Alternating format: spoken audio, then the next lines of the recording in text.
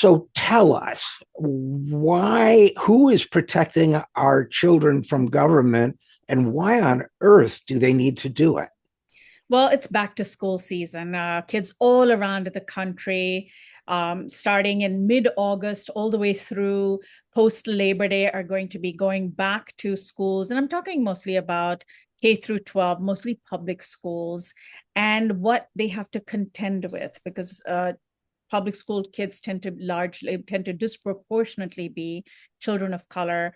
They have to contend with ICE raids. And it's really shocking to even think about this, but that is what is happening. So the earliest documented ICE raids near schools, or attempted ICE raids, I should say, actually started in April of this year when agents went to two elementary schools in the Los Angeles area seeking five kids, first through sixth grade kids.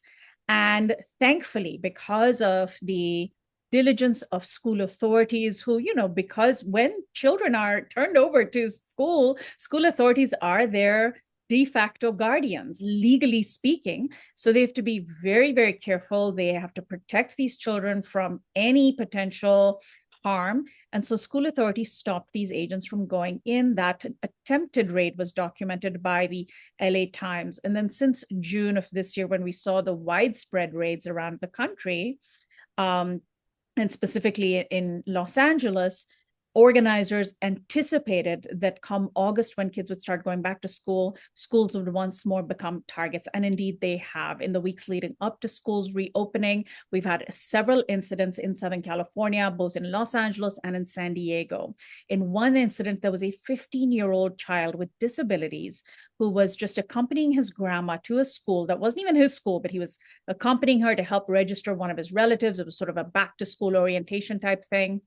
And agents came and handcuffed him at gunpoint. Apparently, they thought he was his cousin who was wanted for some potential immigration violation. So they let him go. But obviously, this child is going to be scarred, and the kids watching him will have been scarred. Another child who, I say child, but he just turned 18, who has received a lot of attention because he remains in custody, was picked up just a couple of weeks before he started his senior year of high school. And he is really, there's been a lot of attention around him in trying to bring him to justice. His name is Benjamin Marcelo Guerrero Cruz, and he was walking his dog in Van Nuys in the Valley when plainclothesmen basically kidnapped him. His family felt it was a kidnapping. And then when he was being transported to Adelanto Detention Center in Southern California, which is a horrible, notorious detention center, he said that he overheard the man who had kidnapped him boasting of getting a $1,500 payment for capturing him, which suggests they might have been bounty hunters. He is currently still in detention, squeezed into a tiny cell with 24 grown men.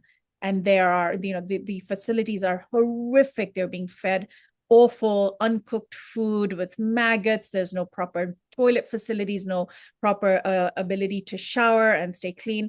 And so the community is rallying around this young man as well. And so in San Diego, parents, it's not just kids, parents are being picked up on their way to and from school, picking up their kids or dropping them off.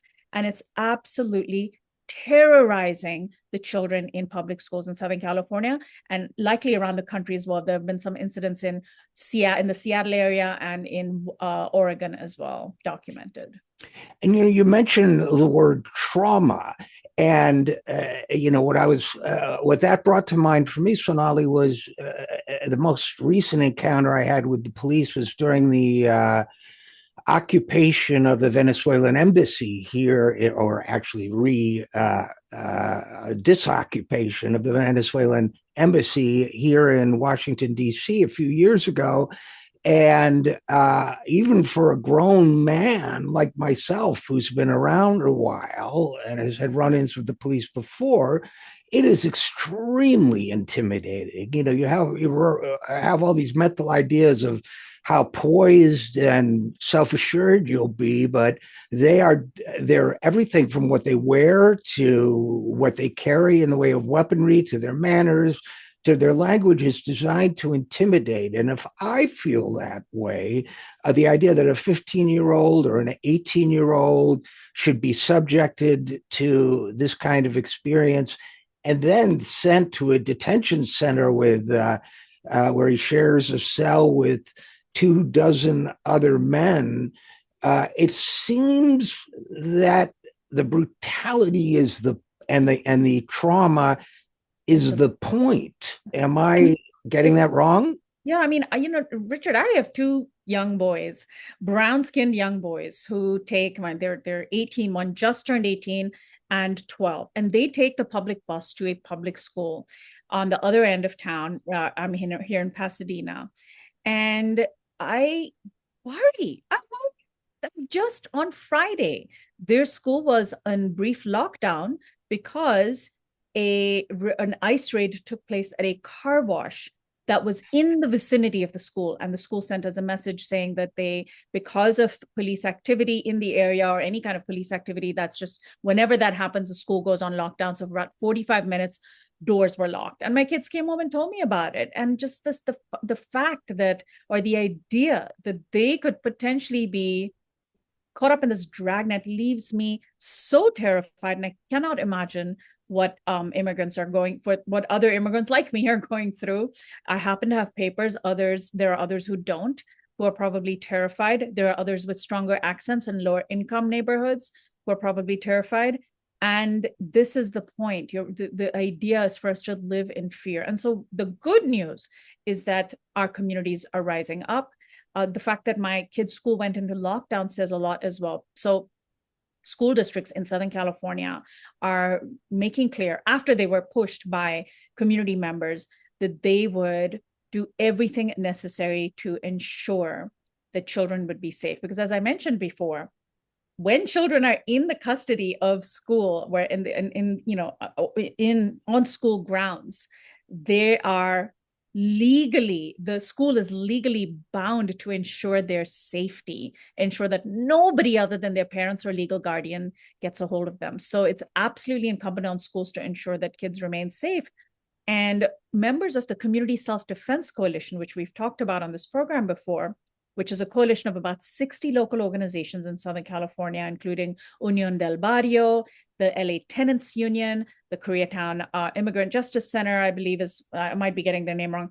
All of them have come together to do patrols. They have trained. Union del Barrio leader Ron Goches told me that his organization spent the summer, because they anticipated this, training 1,500 educators to do patrols around the school.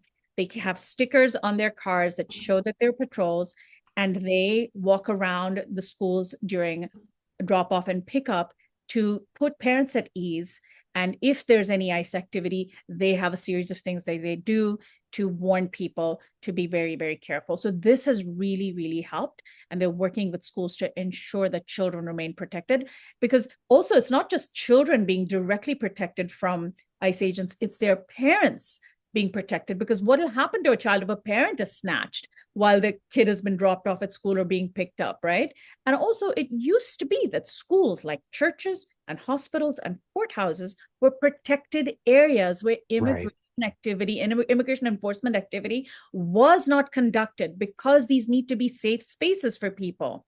Trump, on the day that he was inaugurated, January 20th of this year, signed an order rescinding that and basically claimed that our agents should have the freedom to round up criminals. Criminals in schools? What is he talking about, right? Absolutely. And all of it seems to me, and I know you know this, to be very much an intentional pattern.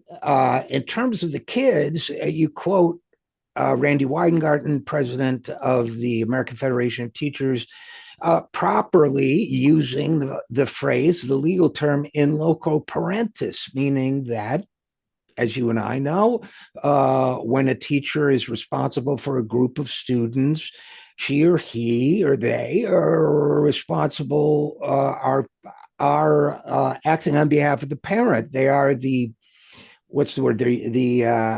responsible adults. So in a normal police inquiry, for example, pre all of this, the teacher would be, there when the student was questioned in the school hallway or whatever to make sure the student was being treated fairly.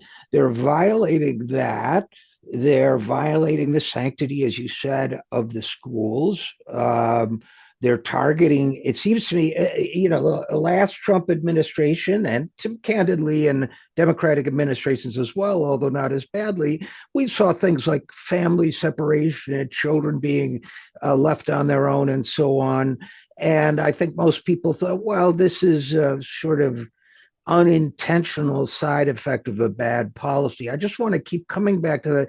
I think this is very much intentional, don't you? And I think that the violation of the sanctity of whether it's courts or churches or schools or any other place, other houses of worship, hospitals, whatever it might be, and the targeting of children and the waiving of normal legal rights. It all seems to me, I don't like to be facile about throwing around the F word, fascism, but all seems to me to be a deliberate signaling that the rights you thought we had, we don't feel like respecting them. Absolutely. They're meaningless now. And this is part of the architecture of detention and immigrant targeting. And we should put it into the broader context, right? Trump came into office promising that he would be cracking down on immigrants, promising that this was going to be part of his administration, bringing Stephen Miller back, enacting the Project 2025 agenda.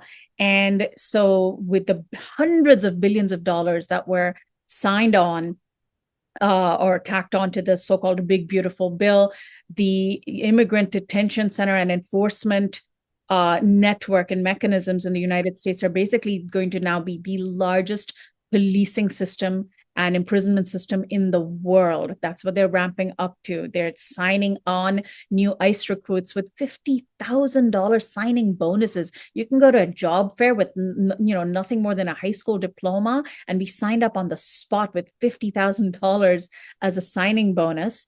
All of that is our tax dollars. So they're ramping up the personnel to terrorize people. They're ramping up the detention centers, the architecture of imprisonment, converting old county jails and prisons into detention centers.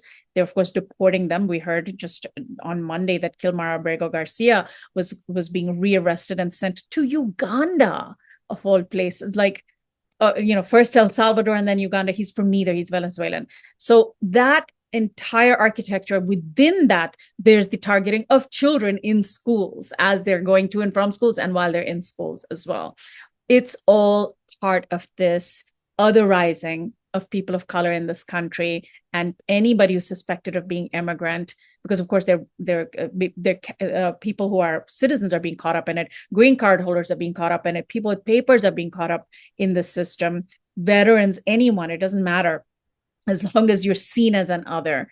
And this is supposed to be the new normal. We're supposed to become numb to this. And we absolutely cannot. We absolutely cannot.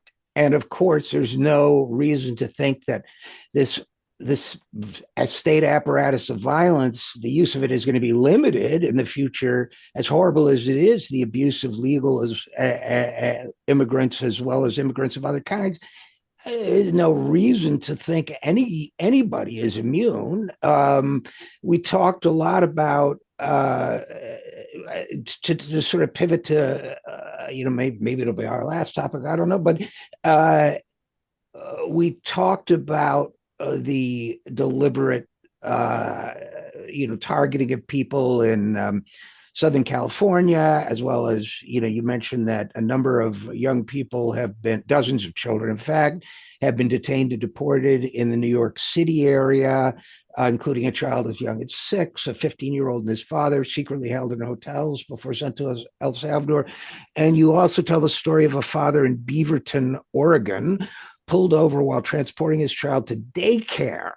So a small child, ICE agents smashed his car window and arrested him in spite of his legal status as the spouse of a U.S. citizen who was awaiting his green card. Now they're holding him in detention. So there's a daycare age child now who has the visceral memory of these armed, frightening people smashing his dad's car window, dragging his dad out, and then his dad's gone. This is, and it seems to me, my mentioning of all this, Sonali, I want to get your thoughts on the fact that a few years ago, the left had the slogan, abolish ICE. And I've been thinking about this a lot lately. And then all the consultants and, politicians and so called experts told us, no, no, no, that's a phrase that turns off the public. With every passing day, I think that's the right idea. It is. And this is, again, to broaden the conversation, because we always have to make sure that we're not being, cherry picking and being too narrow on our analysis, because all of these things work in tandem. Abolish ICE is, to me, part of the same demand that suggests that we need to abolish police, because ICE are police. And that's something I've also written about before, whether you're talking about police, the military, or immigration enforcement agents, armed agents of the state who have been outfitted with weapons and legitimized by the state to oppress people, to round them up, to hurt them, to confine them. All of this is part of the architecture of what Mariam Kaba, a very well-known abolitionist, calls death-making institutions. These are part of death-making institutions. And ICE is basically their federal police. I mean, they wear vests that say police. They wear flak jackets that say police. They're no different from police. I get very frustrated sometimes when I see people on social media asking, why aren't LAPD protecting us from ICE?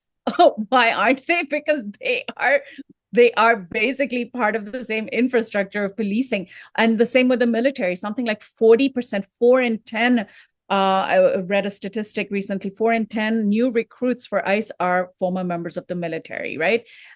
So we have, and all of this happens because it's funded by our tax dollars. All of these agents, armed agents of the state, are their training and weapons and legitimacy comes from tax dollars, and instead of the things that actually keep us safe. Yeah, and it's not just the machinery of state violence. For me, it's, if I remember my history correctly, the whole concept of a Department of Homeland Security was introduced by Senator Joe Lieberman from Israel, and it had a very clear nationalist component to the whole idea. And it's not just, to me, policing per se. I mean, I grew up in a neighborhood where, there were cops in the family, some of the dads, or in the neighborhood rather, some of the kids grew up to be cops, whatever. But there's been a deliberate hyper militarization of police force. Radley Balco and others have written about this, but ICE has been from the start, though, reinforced as a culture of, I can't use a better word, authoritarianism, thugism, and Gestapo. I mean, right? They're Gestapo.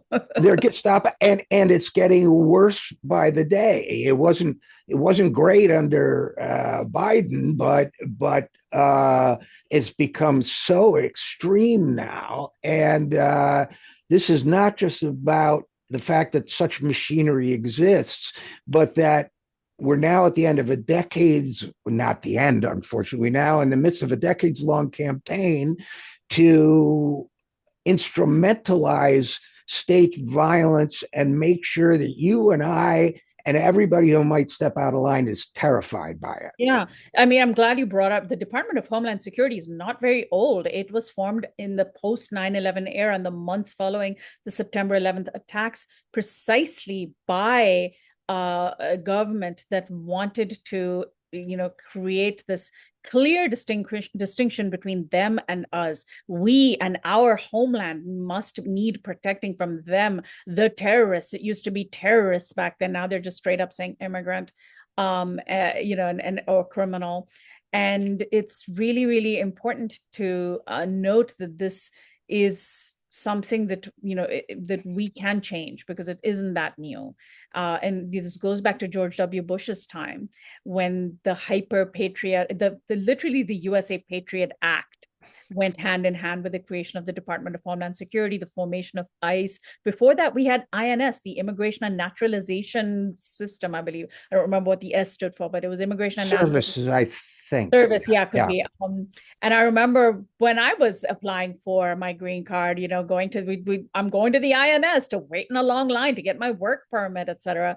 In downtown LA, and all those buildings were then renamed, and it became part of the machinery of the Department of Homeland Security, which saw a huge infusion of tax dollars. And now, of course, it has been just completely turned into this enormous internal military machine. This is a military / policing force that is aimed at us, us as a nation. Now, we're not just talking about disparate city level police forces or county level sheriffs or even state highway patrol. We're talking about federal police and federal policing, and massive overreach, a massive expansion of a federal police force that is aimed at all of us. And we have to be very, very mindful that, as part of the dismantling of the Trump administration's and the dismantling of Trumpism, we dismantle everything he has built up as well. And we do need to start talking about it because we can't think of this as inevitable. Yes, we've got 3+ long years stretching out before us of Trump, but anything can happen. The harder we speak out, the harder we resist, the harder it is for them to keep doing what they're doing. And we need to talk about dismantling these structures and systems, defunding ICE and abolishing it altogether. Which means not electing Democrats either that will think it's a bipartisan issue to create a Department of Homeland Security, a bipartisan issue to add 600 miles to a border fence, a bipartisan issue to arm local police forces with the SWAT equipment and military tanks and everything else. So yes, I'm glad we're ending on a positive note. In the meantime, during these 3 years that stretch out endlessly before us, what can people do, you think, to just a quick comment on, to stay conscious, alert, keep mobilized? Look up the work that the Community Self-Defense Coalition is doing in Los Angeles. And if you live outside Los Angeles, try to emulate that. Try to see if there's local organizations that are doing this incredible work. It does not require too much time. It means getting to know your neighbors, by the way, which is important because that neighborhood cohesion is important for resisting fascism, and see how they're doing it and see if you can mimic that and rebuild such models in your own neighborhood. Because in the words of the National Day Labor Organizing Network, only the people can save the people. We depend on your support here at the 0 Hour, so please give whatever you can at any of the links you see on your screen. Thanks so much.